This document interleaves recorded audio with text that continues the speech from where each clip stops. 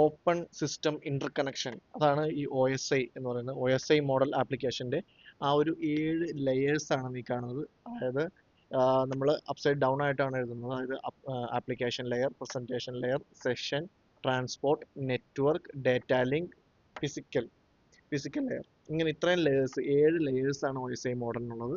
ഈ OSI model എന്ന് പറഞ്ഞാൽ സിമ്പിൾ ആയിട്ട് ഞാൻ പറഞ്ഞുതരാം എന്താ സംഭവം എന്നുള്ളത്. അതായത് ഇപ്പൊ നിങ്ങൾ ഈ ഒരു കമ്പ്യൂട്ടറിൽ ഒരു www.facebook.com എന്നടിക്കുകയാണ്. ഈ facebook.com എന്നടിക്കുമ്പോൾ ഈ ഒരു ഫേസ്ബുക്കിലും നമ്മൾ എന്താണോ ആവശ്യപ്പെട്ടത്, എന്താണോ നമ്മുടെ ഡീറ്റെയിൽ ആവശ്യപ്പെട്ടത്, ആ ഡീറ്റെയിൽ നമുക്ക് കിട്ടാനായിട്ട് ഇവിടുന്ന് ആ ഒരു പാക്കറ്റ്സ് സെൻഡ് ചെയ്ത് നേരെ സർവറിലെത്തി ആ സർവറിൽ നിന്ന് നമുക്ക് അതിന്റെ റിപ്ലൈ നേരെ തിരിച്ചു വരും. അപ്പൊ ഇത്രയും കാര്യങ്ങളാണ് അവിടെ നടക്കുന്നത്. നമ്മൾ ആ ഒരു ഇത് കിട്ടണമെങ്കിൽ, അതായത് ഫേസ്ബുക്കിൽ നിന്ന് നമുക്ക് ആ ഒരു മെസ്സേജ് കിട്ടണമെങ്കിൽ, അത് ഫേസ്ബുക്കിന്റെ ഒരു എക്സാമ്പിൾ പറഞ്ഞെന്നുള്ളൂ. അപ്പോൾ അത് വേറെ, ഇപ്പോൾ നിങ്ങൾക്ക് വേറെ ഏതെങ്കിലും വാട്സപ്പ് ആകാം, ഫേസ്ബുക്ക് ആകാം, അല്ലെങ്കിൽ ബ്രൗസർ ചെയ്യുന്ന ഏതൊരു സൈറ്റ് ആകാം, അവിടെ നിന്നൊക്കെ ആ ഒരു റിപ്ലൈ വരണമെങ്കിൽ എന്താ ചെയ്യേണ്ടത്? ആ ഒരു സർവറിൽ നിന്നും ആ ഒരു ഡേറ്റ നമുക്ക് തിരിച്ചു വരണം.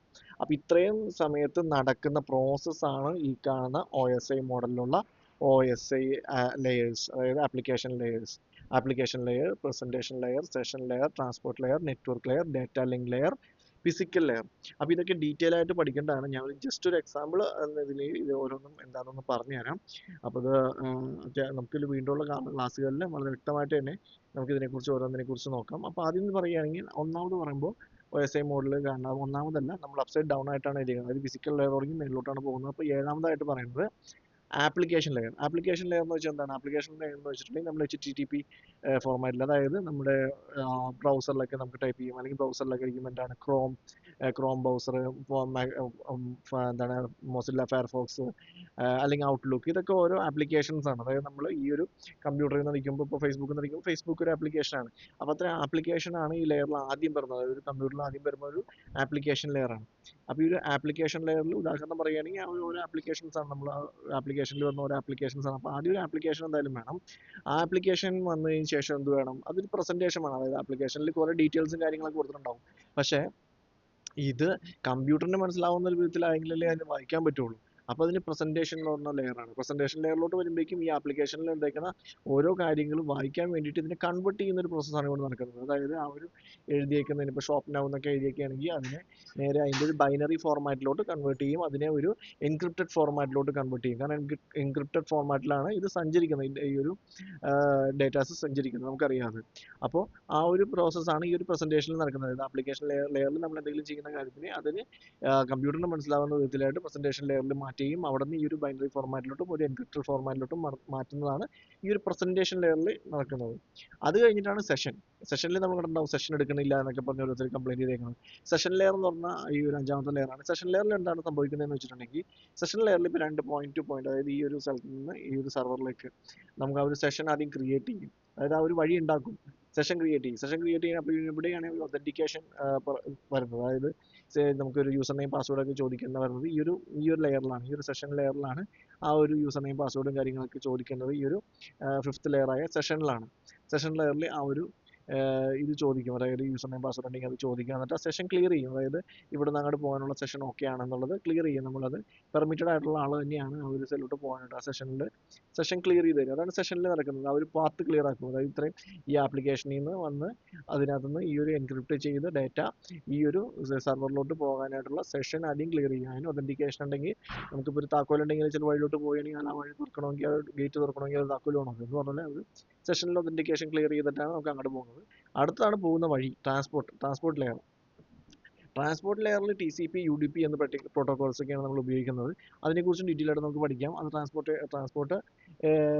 ട്രാൻസ്പോർട്ടിൽ വരുന്നത് ഈ 2 പ്രോട്ടോകോളിൽ ഈ ഒരു നമ്മൾ അയക്കുന്ന ഡേറ്റ പാക്കറ്റ്സ് ഇവിടുന്ന് സെൻഡ് ചെയ്യും, അത് ട്രാൻസ്പോർട്ട് ചെയ്യും. അതായത് സെഷൻ ക്ലിയർ ചെയ്തതിന് ശേഷം ആ ഒരു വഴി കൂടി ട്രാൻസ്പോർട്ടിലുള്ള വഴി, ആ ഒരു ട്രാൻസ്പോർട്ട് ക്ലിയർ ചെയ്യുന്നതിനാണ് പറയുന്നത്. ഇതിപ്പോൾ നമ്മൾ ഫോർ എക്സാമ്പിൾ പറയുന്നത്, നമ്മുടെ ഒരു മോഡത്തിൽ നിന്ന് കമ്പ്യൂട്ടറിൽ നിന്ന് സർവറിൽ നിന്ന് വീണ്ടും കമ്പ്യൂട്ടർ, അല്ലെങ്കിൽ വേറെ സർവർ, അല്ലെങ്കിൽ റൗട്ടർ അവിടെ നിന്ന് നേരെ ലാസ്റ്റ് എൻഡിലോട്ട് വരുന്ന ആ ഒരു കമ്പ്യൂട്ടർ. അപ്പോൾ ആ ഒരു സ്ഥലത്തോട്ടുള്ള ട്രാൻസ്പോർട്ടേഷൻ, ആ ഒരു സെക്ഷനാണ് അടുത്ത ലെയർ വരുന്നത്.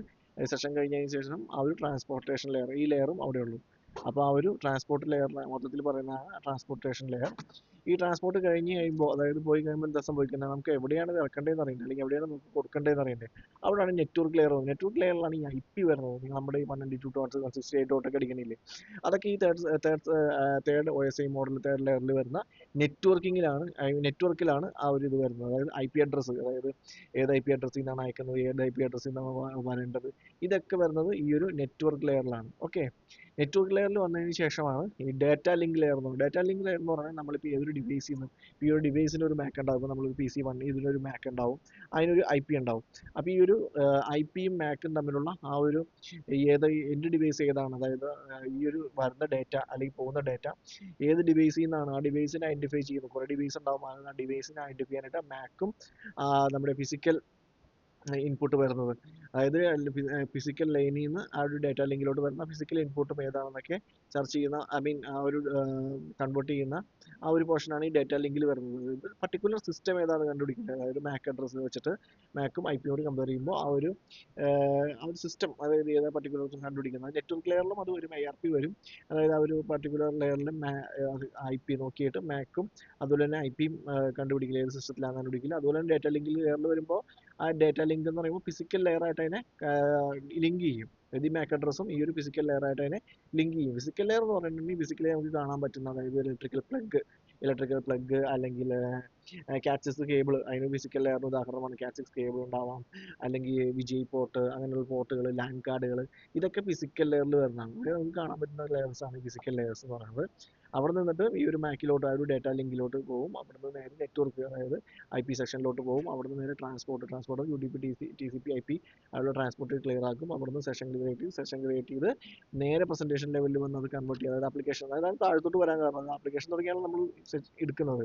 അപ്പോൾ ഈ നോട് താഴത്തോട്ട് പറയുകയാണെങ്കിൽ ആപ്ലിക്കേഷനിൽ നിന്ന് നേരെ ആ ഒരു പ്രസന്റേഷൻ ലെവൽ, അതായത് ആ ഒരു ബൈനറി ഫോർമാറ്റിലോട്ടും അല്ലെങ്കിൽ എൻക്രിപ്റ്റഡ് ആയിട്ടുള്ള ഫോർമാറ്റിലോട്ടും കൺവേർട്ട് ചെയ്യുന്നു. അവിടെ നിന്ന് സെഷൻ ഓക്കെ ആണെന്ന് നോക്കി സെഷൻ ക്ലിയർ ചെയ്യുന്നു. സെഷൻ ക്ലിയർ ചെയ്തതിനു ശേഷം ആ ഒരു ട്രാൻസ്പോർട്ടേഷൻ നോക്കുന്നു. ട്രാൻസ്പോർട്ടേഷനിൽ ഏത് വിധത്തിൽ TCP ആയിട്ടാണോ UDP ആയിട്ടാണോ ട്രാൻസ്പോർട്ടേഷൻ എന്ന് തീരുമാനിക്കുന്നു.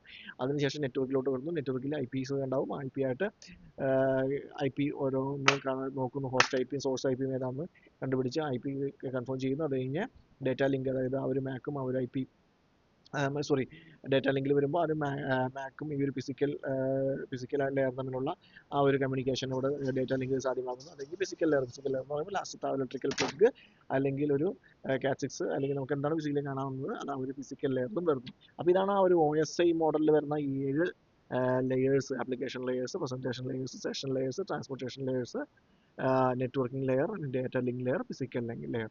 അപ്പോൾ ഇത് ഓർത്തിരിക്കുക, ഇതാണ് OSI മോഡൽ. ഇതിൻ്റെ ഡീറ്റെയിൽ ആയിട്ട് ഓരോന്നിനും നമുക്ക് വീഡിയോസ് വീണ്ടും നമ്മുടെ ക്ലാസ്സുകളിൽ ചെയ്യാം.